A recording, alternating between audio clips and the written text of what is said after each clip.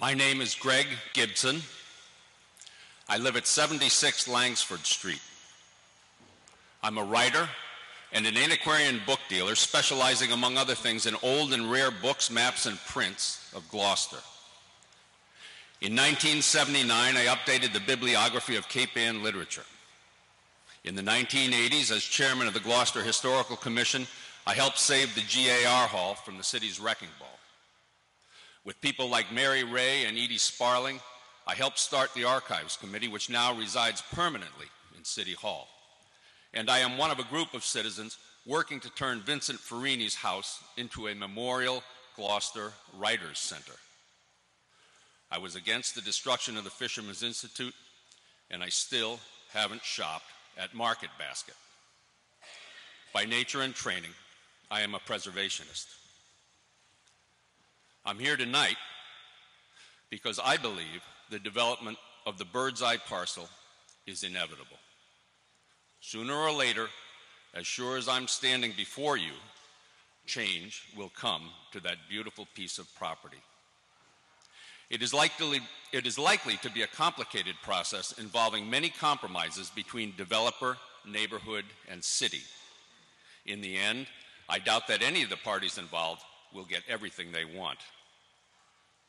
But based on my experience with Mac Bell, going back as far as the Fishermen's Institute and the Gloucester Mill Project, I trust him more than any other developer to make the compromises that best take into account the concerns of the neighborhood and the city, and that respect the aesthetics and the history of the BirdsEye site.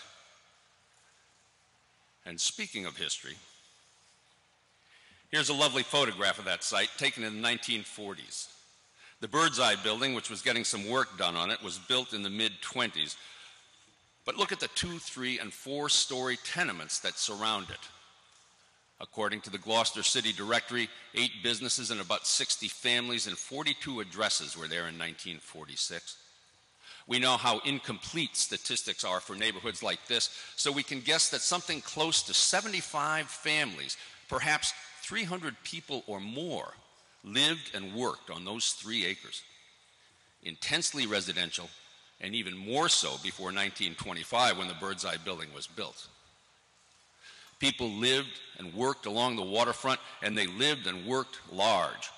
Massive blocky tenements, 65-foot BirdsEye Tower, and the entire Frankie Davis fish plant over on I-4C2, 84 feet or more above the harbor.